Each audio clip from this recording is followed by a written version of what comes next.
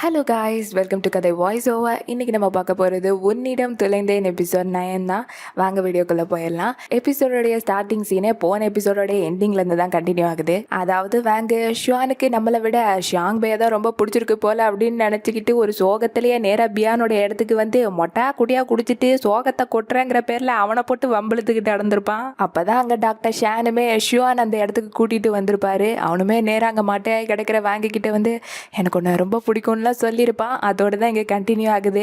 ஆனால் பார்த்தா வாங்கு அவன் அந்த சொல்கிறதுக்குள்ளேயே அப்படியே மட்டையாயிடுறான். இவனுக்கு என்ன ஆச்சு அப்படின்ட்டு ஷியானை பார்த்துக்கிட்டு இருக்க. அவனுக்கு ஒன்றும் இல்லை, கொஞ்சம் ஓவராக குடிச்சிட்டான், அவ்வளோதான், தூங்கி எந்திரிச்சா எல்லாம் சரியாயிரும் அப்படின்ட்டு பியான் சொல்லவும் இவனும் அதுக்கப்புறம் வேங்க பாட்டு முதுகில் தூக்கிட்டு அவனை அங்கேருந்து கூட்டிகிட்டு போயிடுறான். எங்கள் டாக்டர் ஷானுமே பியானுடைய மூஞ்சில் உள்ள காயத்தை பார்த்துட்டு அவனை ரொம்பவே அடிச்சிட்டான் போலே அப்படின்னு சொல்லவும் அதெல்லாம் எனக்கு அவ்வளோ பெருசாலாம் வலிக்கல. இந்த ஊர் உங்களை கண்ட மெனிக்க அப்படி இப்படின்னு பேசுறதுனால என்னை விட்டு நீங்கள் ஒரேடியாக போயிடுவீங்களான்னு நினைக்கும் போது தான் கொஞ்சம் பயமா இருக்கு அப்படின்னு சொல்லுவோம். இதை கேட்ட டாக்டர் ஷானுமே அந்த மாதிரி ஒரு காரியத்தை நான் இதுக்கப்புறம் செய்ய போறதில்ல, உனக்கு பக்கபலமா உன்னை எப்போதுமே ப்ரொடெக்ட் பண்றதுக்கு நான் உன் கூடவே எப்போதும் இருப்பேன் அப்படின்னு சொல்லுவோம். இதை கேட்டதுக்கு அப்புறம் தான் பியானுக்கு கொஞ்சம் நிம்மதியா இருக்கு. அப்புறம் டாக்டர் ஷானை பார்த்து எனக்கு கொஞ்சம் தாக்கமா இருக்கு அப்படின்னு சொல்லுவோம். டாக்டர் ஷான் என்ன பண்றான்னு கொஞ்சம் பாருங்க நீங்க. அவனுக்கு தண்ணியை எடுத்து தராம அங்குள்ள பீர் எடுத்துட்டு அவரு குடிச்சிட்டு நேரம் அவன் வாயில கொண்டு போய் கிஸ் பண்ணி அதை அப்படியே டிரான்ஸ்ஃபர் பண்றாரு. ஆனா பாவிகளா, இது கொஞ்சம் உங்களுக்கே ஓவரா தெரியலையாடா? ஃபஸ்ட்டு கப்பிள்ஸு இன்னும் ஜஸ்ட் ஒரு கிஸ்ஸு கூட அடிக்கலை, அதுக்குள்ளே இவங்க என்னென்னமோ பண்ணிக்கிட்டு இருக்காங்க. அப்படியே நேராக ஷுவான் கிட்ட வந்தா அவனும் வாங்க அப்படியே உப்பு மூட்டை தூக்கிட்டு போய்கிட்டு இருக்கேன். போதையிலேயே நம்ம வாங்கும் ஷானு என்னை விட்டு போயிடாத ஷானு அப்படின்னு சொல்லுவான். நான் இங்கே தான் இருக்கேன் அப்படின்ட்டு அவனும் சொல்லிட்டு கூட்டிகிட்டு போய்கிட்டு இருக்கான். எங்கள் வேங்கமே அவனுடைய முடியை ஸ்மெல் பண்ணி பார்த்துட்டு உன்னுடைய மின்ட்டு சென்ட் எனக்கு ரொம்ப பிடிச்சிருக்கு அப்படின்னு சொல்லிக்கிட்டு இருக்கான். எனக்கு தெரியும் அப்படின்ட்டு இவனும் சிரிச்சுட்டே அவனை அப்படியே கூட்டிகிட்டு நேராக அவனுடைய வீட்டுக்கு தான் வரான். அங்கே அவன் ரூமுக்கு போய் வேங்க படுக்க வச்சுட்டு அவன் காலில் உள்ள சாக்ஸ் எல்லாத்தையும் கழட்டிட்டு அவனுக்கு போர்வையெல்லாம் போத்தி விட்டுட்டு அவன் பக்கத்துலேயே உட்காந்து அவனையே தான் ரசித்து பார்த்துக்கிட்டு இருக்கான். அப்போம்போது தூக்கத்துலேயே வாங்கும் ஷுவானுடைய பேரையே சொல்ல இவன் உடனே அவன் கிட்டக்க போய் அப்படியே அவன் நெஞ்சில் சாஞ்சி படுத்துக்கிறாப்புல. அப்படியே ரெண்டு பேரும் சேர்ந்து அந்த ராத்திரி ஒரே பெட்டில் தூங்கிடுறாங்க. அடுத்த நாள் காலையில் தான் நம்மளுடைய வாங்கும் முழிச்சு பார்க்குறான். பக்கத்தில் ஷுவான்லாம் இல்லை, அவன் வந்து முன்னாடியே எந்திரிச்சிட்டான் போல. இவனுமே யார் வீட்டில் இருக்கோ அப்படின்ட்டு சுற்றி முற்றி பார்க்கும்போது தான் தெரியுது ஷுவானுடைய ரூமில் தான் இருக்கோன்ட்டு. இவனுடைய இடத்துக்கு எப்படி வந்தோன்னு தெரியலையே அப்படின்ட்டு யோசிச்சு பார்க்கும்போது தான் நேற்று ராத்திரி இவன் பியானுடைய இடத்துக்கு போய் பண்ண லூட்டி. அதுக்கப்புறம் ஷானு எனக்கு ஒன்று தான் ரொம்ப பிடிக்கும் அப்படின்னு சொன்னதெல்லாம் இப்போ தான் அவனுக்கு ஞாபகத்துக்கு வருது. அப்படியே அதெல்லாம் இப்போ நினச்சி பார்க்க ஷுவானுடைய பொருவை அவன் மேலே போத்திருக்கு. அதை எடுத்து இவன் ஸ்மெல் மாதிரி பார்த்துட்டு ஒரு மாதிரி சிரிச்சுக்கிட்டு இருக்கான். அந்த இடத்துக்கு இவன் முடிச்சிட்டான் போல அப்படின்ட்டு ஷுவானுமே உள்ளக்க வந்து அவனுக்கு தலை வலிக்குமேங்கிறதுனால ஹேங் ஓவர் சூப் பண்ணியிருக்கேன், எந்திரிச்சு வந்து குடி அப்படின்னு சொல்லிட்டு போக இவனுக்குமே லைட்டாக தலை வலிக்குது போல. அப்படியே தலையில் கையை வச்சுட்டு வெளியே வர இவனுக்காண்டி ஹேங் ஓவர் சூப் பண்ணி அதை டைனிங் டேபிள் எடுத்து வச்சுட்டு வந்து குடி அப்படின்னு சொல்லி ஷானு கூப்பிட இவனுமே அப்படியே டைனிங் டேபிளில் வந்து உட்காந்துட்டு அம்மா நான் எப்படி இந்த இடத்துக்கு வந்தேன் அப்படின்னு சொல்லி கேட்கவும் அதுவா நீ பியானோட இடத்துல பயங்கரமாக குடிச்சிருந்தேன், அதனால தான் நானே உன்னை இங்கே கொண்டு வந்தேன் அப்படின்னு சொல்லுவான். இவனுமே அதை கேட்டுட்டு சரி நான் உன்கிட்ட எதுவும் ஏடாகடமாலாம் நேற்று ராத்திரி பேசிடலையே அப்படின்னு கேட்குவோம். ஷான் இதை கேட்டு சிரிச்சுட்டு அப்பெல்லாம் இல்லை, என்ன எல்லாருக்கிட்டையும் கொஞ்சம் கற்றுன்னு அவ்வளவுதான் அப்படின்னு சொல்கிறான். இவனுமே ஓஹோ அப்படின்னு சொல்லிட்டு தலையில் கை வச்சிட்டு இருக்க. சரி ஓகே இந்த சூப்பை குடி அப்படின்னு சொல்லுவான். எனக்கு தலை ரொம்ப வலிக்குது, என்னால் குடிக்க முடியல அப்படின்னு சொல்லுவான். உடனே ஷானு தான் அந்த சூப்பை எடுத்து அவன் வாயை பிடிச்சிட்டு லபக்குன்னு அவன் வாயில் ஊற்றி விட்டுறான். இது அவன் கொஞ்சம் கூட எதிர்பார்க்கல. அப்படியே அவன் பார்த்துக்கிட்டே இருக்க இவனை அவனுக்கு ஊட்டிக்கிட்டு இருக்கான். அதுக்கப்புறம் அவனுக்கு ஊட்டியெல்லாம் முடிச்சுட்டு சரி ஓகே இப்போ நம்ம டேரெக்டாக ஸ்கூலுக்கு தான் போக போகிறோம், ஒரு முக்கியமான ஈவெண்ட் வர நடக்க போகுது அப்படின்லாம் சொல்லிக்கிட்டு இருக்கேன். வேங்கமே இது எல்லாத்தையும் கேட்டுட்டு சரி உங்ககிட்ட மின்ட் ஃப்ளேவரில் ஏதாச்சும் சாக்லேட் வச்சிருக்கியா அப்படின்னு கேட்கும். அவனும் அவன் பைக்குள்ளே இருந்து எடுத்து எப்போதுமே வேங்குக்கு ஒரு ப்ளூ கலர் சாக்லேட் தருவானே அதை தான் நீட்டான். அதை வாங்கும்போது வாண்டடாக நம்ம ஷானுடைய கை அப்படியே தடவி வாங்கிக்கிறான். அதுக்கப்புறம் உரிச்சு அதை சாப்பிட்டுக்கிட்டே ஒரு மாதிரி ஷானியை தான் பார்த்துட்டு சிரிச்சுக்கிட்டு இருக்காப்புல. கட் பண்ண அப்படியே ஸ்கூலில் தான் காட்டுறாங்க. அங்கே பியான் பாட்டுக்கு 7-8 இருக்கு. அங்கே போகிற வர பொண்ணுங்க எல்லாமே அவனை பற்றி தான். இவன் சரியான ரவுடி பயலாச்சு. அது மட்டும் இல்லாமல் இவனை பற்றி நான் ஒரு விஷயம் கேள்விப்பட்டேன்டி, இவன் அடிக்கடி டிஸ்மிஸ் ஆன டாக்டர் ஷானு கூட சுற்றிக்கிட்டு இருக்கானா, அவரே ஒரு கே, இவன் அவர் கூட போய் சேர்ந்துக்கிட்டு இருக்கான், இவனும் ஒரு கேயாக தான் இருப்பான் அப்படின்ட்டு இவனை பற்றி தப்பாக பேசிக்கிட்டு இருக்க. இதை கேட்டுக்கிட்டே அங்கே வந்து தங்கச்சிக்காரியும் பேசுகிறவங்க எல்லாரையும் பார்த்து இப்போ உங்களுக்கு என்ன தான் வேணும், தேவையில்லாமல் எதுக்கு இப்படி மற்றவங்களை பற்றி கீழ்த்தரமாக பேசிக்கிட்டு இருக்கீங்க அப்படின்ட்டு பியானுக்கு சப்போர்ட் பண்ணிட்டு வாரா. ஆனால் அவங்க தங்கச்சிக்காரியுமே தப்பாக தான் பேசுகிறாங்க. நீ யாருன்னு எங்களுக்கு தெரியாத, அந்த தரித்திரத்தோடைய தங்கச்சி தானே, நீலாம் பேச வந்துட்ட அப்படின்னு சொல்லுவோம். இதை கேட்டால் லின்ஷியாவுக்கு கோவம் வந்துடுது. ஆக்சுவலி அவளுக்கு கை கொஞ்சம் சரியாகி ஸ்கூலுக்கெல்லாம் வர ஆரம்பிச்சிட்டா போல திருப்பி. இப்போ அந்த மாதிரி பேசுகிறவங்களே பார்த்து எங்க பாருங்க அவங்களுக்குன்னு ஒரு தனிப்பட்ட சுதந்திரம் இருக்கு, அதை பற்றி நீங்கள் எதுவும் தப்பாக பேசுறதுக்கு உங்களுக்கு எந்த ஒரு உரிமையும் கிடையாது, மனுஷங்களுக்கு மரியாதை கொடுக்க பாருங்க அப்படின்னு சொல்லுவோம். நீயாமா இந்த பேச்சு பேசுறது, ஒரு வாரத்துக்கு முன்னாடி நீயும் டாக்டர் ஷானை பற்றி கேவலமாக தானே பேசுன, இப்போ எந்த மூஞ்சி வச்சுட்டு இப்படி பேச வர அப்படின்னு சொல்ல இதை பார்த்து கடுப்பான பியானுமே நேரா அந்த பொண்ணுங்க கிட்ட வந்துட்டு இப்போ உங்களுக்கு என்னதான் பிரச்சனை, தேவையில்லாம அந்த பொண்ணுங்க கிட்ட சண்டை போடாதீங்க, உங்களுக்கு இதுல இருந்தா ஏன் கிட்ட சண்டை போடுவாங்க அப்படின்ட்டு இவன் சண்டைக்கு போக அந்த நேரம் பார்த்து கரெக்டா அந்த இடத்துக்கு டாக்டர் ஷான் வராரு அதிசயமா. இதை பியானு கொஞ்சம் கூட எதிர்பார்க்கவே இல்லை. மேல நின்றுட்டு வராண்டால வாங்கும் சரி ஷானும் சரி கீழே நடக்கிறது எல்லாத்தையும் பார்த்துட்டு தான் இருக்காங்க. கீழே பியானுமே ஷானு கிட்ட ஆக்சுவலி இவங்க கிட்ட நான் சண்டை இழுக்கல, இவங்க தான் ஃபர்ஸ்ட் என்னை பத்தி தப்பா பேசிட்டாங்க அப்படின்னு சொல்லவும் நடந்தது எல்லாத்தையும் நான் பார்த்துட்டு தான் இருந்தேன் அப்படின்ட்டு டாக்டர் ஷானுமே அவங்க எல்லாரையும் பார்த்து உங்க எல்லாருக்குமே நானும் பியானும் என்ன மாதிரியான ஒரு ரிலேஷன்ஷிப்ல இருக்கோன்னு தெரியறதுக்கு தானே ரொம்பவே ஆவலா இருக்கீங்க, இந்த ஸ்கூலை விட்டு போனதுனால சொல்ற உரிமை எனக்கு இருக்குன்னு நினைக்கிறேன் அப்படின்ட்டு நானும் பியானும் ஒரு பாய் ஃப்ரெண்டுங்கிற ரிலேஷன்ஷிப்ல தான் இருக்கோம் அப்படின்ட்டு எல்லாரும் முன்னாடி ரொம்ப தைரியமா சொல்லிடுறேன். யாருமே இதை எதிர்பார்க்கவே இல்லை. பியான் கூட ஷாக் ஆயிட்டான், இவர் எப்படி இப்படிலாம் சொல்றாரு அப்படின்ட்டு. அப்ப டாக்டர் ஷானுமே யார் பார்த்தாலும் சரி பார்க்காட்டியும் சரி யார் என்ன நினைச்சாலும் சரி அப்படின்ட்டு நேரா நம்மளுடைய பியானுக்கு வந்து இப்படியே முத்த கொடுத்துட்றாரு.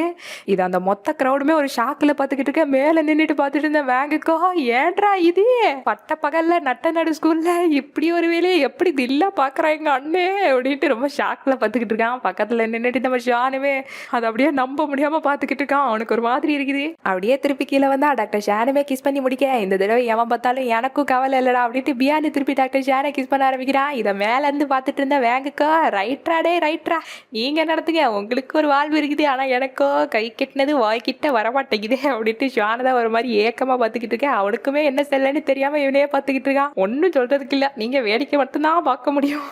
அப்படியே கட் பண்ணால் ஈவினிங் டைமில் லின்ச்சியோடைய கையை சரியானதுனால 3 ஜோடிகளும் அங்கே உட்காந்து செலிப்ரேட் பண்ணுற விதமாக டின்னர் தான் அங்கே உட்காந்து பேசி சிரிச்சுட்டு செம்ம ஜாலியாக சாப்பிட்டுக்கிட்டு இருக்காங்க.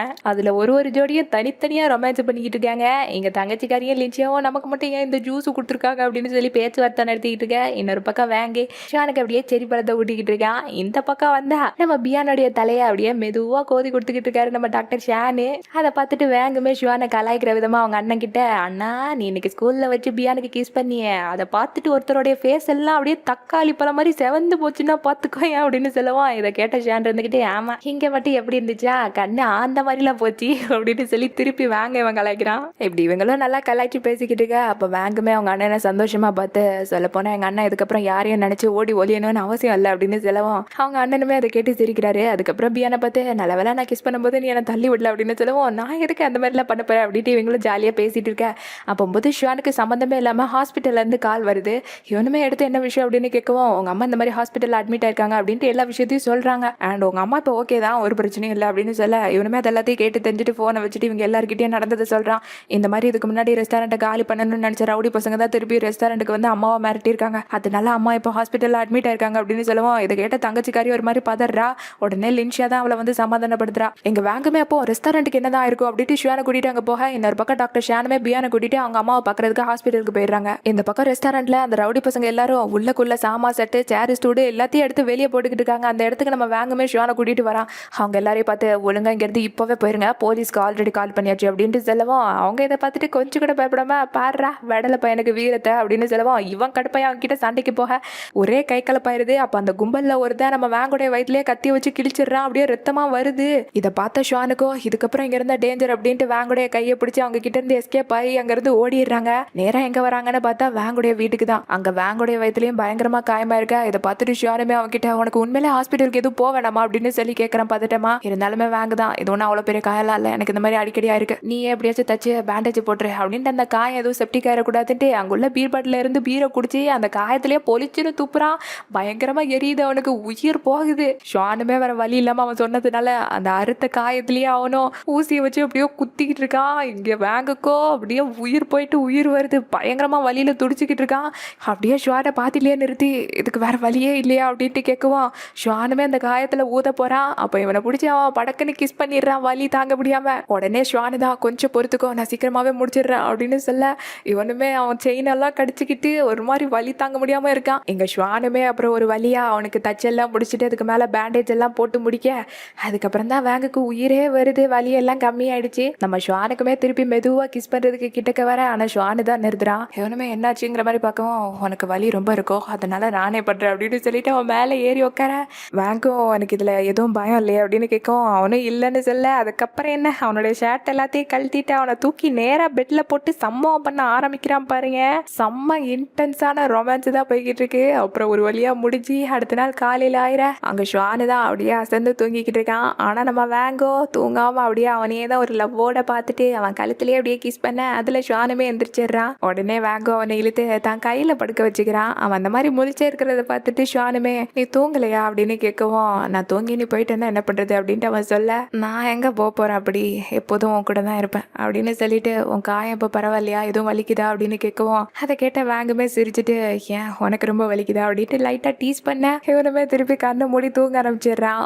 அவனுக்கு ரொம்ப தூக்கமாக வருதா அப்படின்னு கேட்கவும் அவனுமே இல்லைன்னு சொல்லிட்டு இந்த மாதிரி நம்ம எத்தனை தடவை தூங்கி இருந்துச்சோங்கிறத தான் யோசிச்சுக்கிட்டு இருக்கேன் அப்படின்னு சொல்லவும் எத்தனாவது தடவை அப்படின்ட்டு வாங்கி கேட்க இவனுமே 3வது தடவை அப்படின்னு சொல்லிட்டு சிரிக்கிறான். உடனே வாங்குதான் இவனுக்கு மார்னிங் கிஸ்ஸா லிப் டு லிப்லேயே ஒன்று கொடுக்குறாப்புல. இப்படி இவங்க சைடு ஒரு மாதிரி ரொமான்டிக்காக போய்கிட்டு இருக்க கட் பண்ணால் ஈவினிங் டைமில் நம்மளோட இன்னொரு காதல் ஜோடிகள் அதான் நம்ம டாக்டர் ஷானும் பியானும் அங்கே கடலோரமாக ஒரு ரொமான்டிக் செட்டப்பையே செட் பண்ணி வச்சுட்டு 2 பேரும் அப்படியே சந்தோஷமாக பேசிக்கிட்டு இருக்காங்க. இது கனவா நினைவான்னு தெரியலையே அப்படின்ட்டு. அப்படியே கனவாக இருந்தாலும் இப்படியே இருந்தாலும் நல்லா தான் இருக்கும் அப்படின்ட்டு பியானு சொல்ல சரி இந்த கனவு எப்போ முடியணும்னு நீ நினைக்கிற அப்படின்ட்டு டாக்டர் ஷானு கேட்கவும் இவனுமே 10 வருஷம் ஆகணும் அப்படின்ட்டு சொல்கிறான். சரி உங்களுக்கு அப்படின்னு கேட்கவும் எனக்கு இது முடியவே கூடாது அப்படின்ட்டு இவங்களும் ரொமான்டிக்காக பேசிட்டு அப்படியே கிஸ் பண்ணிக்கிறாங்க. அப்புறம் செம்ம சந்தோஷத்தோட நம்ம டாக்டர் ஷானுமே நேராக கடலை பார்த்து நானும் பியானும் என்னைக்கும் சந்தோஷமா இருக்கணும்னு சொல்லிட்டு 2 பேரும் அந்த கடல்ல நல்லா ஜாலியா விளையாண்டுக்கிட்டு ரொமான்ஸும் ஒரு பக்கம் பண்ணிக்கிட்டு ஹாப்பியா இருக்காங்க. கட் பண்ண ஷானோடைய அம்மாவை ஒரு வழியா ஹாஸ்பிட்டல்ல இருந்து டிஸ்சார்ஜ் ஆகி வீட்டுக்கு கூட்டிட்டு வந்துட்டு இருக்காங்க. பின்னாடி ஷானும் வாங்க ஒரு மாதிரி பேசிட்டு வந்துகிட்டு இருக்க ஜாலியா. இது எல்லாத்தையும் ஷானோடைய அம்மாவும் பார்த்துட்டு தங்கச்சிக்காரிக்கிட்ட இவங்க 2 பேரும் எப்போ ஒன்று சேர்ந்தாங்கன்னே தெரியலையே அப்படின்னு சொல்லுவோம். நீங்க போங்கம்மா அவங்க 2 பேரையும் பிரிக்கவே முடியல அப்படின்ட்டு தங்கச்சிக்காரி சொல்லிட்டு வந்துட்டு இருக்கா. ஷானோடைய அம்மா வீட்டுக்கு ஒரு வழியா வந்து சேர்ந்ததும் திரும்பி வாங்க பார்த்து தம்பி எங்களுடைய பிரச்சனையில தேவையில்லாம ஒன்னே வேற நாங்கள் இழுத்து விட்டுட்டோம். உனக்கு வேற அதுல காயமாயிருக்குன்னு நான் கேள்விப்பட்டேன். இப்போ அதெல்லாம் பரவாயில்லையாப்பா அப்படின்னு சொல்லி அக்கறையா கேட்க அவனுமே அதெல்லாம் குணமாயிடுச்சு ஆண்டி. அது மட்டும் இல்லாம நானும் உங்களுடைய ஃபேமிலி தானே, ஸோ நீங்க இதை பத்திலாம் பெருசா ஒன்றும் யோசிக்க வேண்டாம் அப்படின்னு சொல்லவும் அவங்க அம்மாவுமே ஒரு மாதிரி சந்தோஷமா வாங்க பாக்குறாங்க. அப்போ பார்த்து கரெக்டா டிஸ்சார்ஜ் ஆன ஷானுடைய அம்மாவை பார்த்து நல்லா விசாரிக்கிறதுக்காண்டி டாக்டர் ஷானுமே அங்க வராரு. அவங்க எல்லாரையும் பார்த்துட்டு சரி ஓகே நான் அவங்க எல்லாருக்கும் சாப்பாடு ரெடி பண்ண போறேன் அப்படின்ட்டு அவங்களும் உள்ளக்க பேர எங்க வாங்குமே நேரம் அவங்க அண்ணனை பார்த்து அண்ணா ஷானுடைய அம்மா ரெஸ்டாரண்ட்டை பயங்கரமா டேமேஜ் பண்ணிட்டாங்க அந்த ரவுடி பசங்க. இப்போ அவங்களுடைய நூடுல் ஷாப்பை ரன் பண்ணுறதுக்கு அவங்களுக்கு ஒரு இடம் தேவைப்படுது அப்படின்னு சொல்லுவோம். நீ அதுக்கெல்லாம் கவலைப்பட வேண்டாம், நான் ஆல்ரெடி என் ஃப்ரெண்டு கிட்ட சொல்லி பக்கத்துலேயே ஒரு இடத்த பார்த்துட்டேன். அதுக்கு டவுன் பேமெண்ட்டை நான் கட்டிடுவேன், பட் ரெண்ட் தான் மாதம் கொடுக்கணும் அப்படின்னு சொல்லுவோம். அதை பற்றிலாம் நீ எதுவும் கவலைப்பட வேண்டாம், ஜஸ்ட் அவங்களுடைய கான்டாக்ட் டீட்டெயில்ஸ் மட்டும் எனக்கு தான் அப்படின்ட்டு வாங்க சொல்லிட்டு அந்த லாயர் விஷயம் என்னாச்சு அப்படின்னு கேட்கவும் நீ ஒன்றும் கவலைப்பட வேண்டாம், அந்த ரவுடி பசங்க எல்லார் மேலேயும் கம்ப்ளைண்ட் ஃபைல் பண்ணியாச்சு, கோர்ட்டில் கேஸ் போய்கிட்டு இருக்கு, தீர்ப்பு நம்ம பக்கமாக வந்துச்சுன்னா காம்பன்சேஷன் கண்டிப்பாக கிடைக்கும் அப்படின்ட்டு அவங்க அண்ணனுமே சொல்லிட்டு அங்கிருந்து பேர எங்கள் ஷுவானுமே எல்லாத்தையும் கேட்டுட்டு அவ்வளோ காசு உனக்கு எப்படி அப்படின்ட்டு வாங்கிக்கிட்டு கேட்கவும் நீ ஒன்றும் கவலைப்படாத, சொல்ல போனால் என்கிட்ட நிறைய பணம் இருக்குது அப்படின்னு சொல்லுவோம். இருந்தாலுமே ஷான் அதை கேட்டுட்டு அவனே தான் ஒரு மாதிரி முழிக்கிறான். எதுக்கு நீ இப்போ அந்த மாதிரி என்ன முழிக்கிற, என்னை பார்த்தா உனக்கு ஓவராக செலவழிக்கிற ஆள் மாதிரி தெரியுதோ, அப்படி ஏதாச்சும் தெரிஞ்சிச்சுன்னா நான் செலவழிக்காத மாதிரி நீ தான் என்ன பார்த்துக்கணும் வீட்டு எஜமானரே அப்படின்னு சொல்லி அவன்கிட்ட விளையாட இவனுமே அதை கேட்டு சிரிச்சிடுறான். சரி வா வீட்டுக்குள்ளே போகலாம் அப்படின்ட்டு வாங்க அவனுடைய கையை பிடிச்சி அப்படியே கூட்டிகிட்டு போகிறா உள்ளக்க. கட் பண்ணா ஒரு வழியாக ஷான் அம்மாவுடைய ரெஸ்டாரண்ட்டை ஒரு புது இடத்துல செட்டப் பண்ணுறதுக்காண்டி ஆளுக்கு வேலை பார்த்துக்கிட்டு இருக்காங்க. ஒரு பக்கம் நம்ம ஷானும் வாங்கோ அந்த கடையில் உள்ள மெனு எல்லாத்தையும் ஒன்று பேப்பரில் எழுதிக்கிட்டு இருக்காங்க. இன்னொரு பக்கம் நம்ம லின்ஷியாவும் தங்கச்சிக்காரியும் வர போகிற எல்லாருக்குமே இந்த மாதிரி ஒரு புது ரெஸ்டாரண்ட் இருக்குது அப்படிங்கிற நோட்டீஸை தான் கொடுத்துக்கிட்டு இருக்காங்க. அண்ட் நம்ம டாக்டர் ஷான் அண்ட் பியானும் கூட அந்த ரெஸ்டாரண்ட்டில் உள்ள டேபிள் சேர் எல்லாத்தையும் அலைன் பண்ணுறதுக்கு ஹெல்ப் பண்ணுறாங்க. ஒரு வழியாக எல்லாத்தையும் முடிச்சுட்டு எழுதின மெனுவோடைய போஸ்டரையும் எங்கே ஒட்டலாம் அப்படின்ட்டு 3 ஜோடிகளும் டிஸ்கஸ் பண்ணி ஒரு வழியாக ஒரு இடத்துல ஒட்டிடுறாங்க. இந்த மாதிரி இவங்களும் ரெஸ்டாரண்ட் ஓப்பன் ஆகுறதுக்கு எல்லா செட்டப்பையும் பண்ணி முடிச்சிடுறாங்க ஒரு வழியாக. அதுக்கப்புறம் என்ன ராத்திரியில் நம்ம வாங்கோ ஷோனோடைய வீட்டுக்கு வந்துட்டு வந்துட்டோம்ல மாமா அப்படின்னு நாங்கள் படுத்துருக்க ஷானே ஒரு மாதிரி ரொமான்டிக்காக பார்க்க அதை பார்த்துட்டு ஷானுக்கு ஒரு மாதிரி வெக்கமாயிருது. அப்படியே பெட்ஷீட்டுக்குள்ளே போயிடுறான். இவனும் அப்படியே தாவி பெட்ஷீட்டுக்குள்ளே போக அதுக்கப்புறம் என்ன நடந்திருக்குன்னு உங்களுக்கே தெரியும். எல்லாம் சில்லாக்கி டும்மு தான். இந்த மாதிரி ஒரு ஹாப்பியான சீனை காட்டி எபிசோட எங்கேயோ முடிச்சிடுறாங்க மக்களே. இந்த வீடியோ உங்களுக்கு பிடிச்சிருக்குன்னு நினைக்கிறேன். பிடிச்சிருந்துச்சுன்னா மறக்காம ஒரு லைக் பண்ணிட்டு போயிருங்க, ஷேர் பண்ணிடுங்க, அண்ட் ஹைப் பட்டனே கிளிக் பண்ண மறந்துடாதீங்க, சப்ஸ்கிரைபும் பண்ணிடுங்க நியூ மெம்பராக இருந்தீங்கன்னா. நெக்ஸ்ட் வீடியோவில் உங்களை வந்து பார்க்குற மக்களே. பாய் பாய்.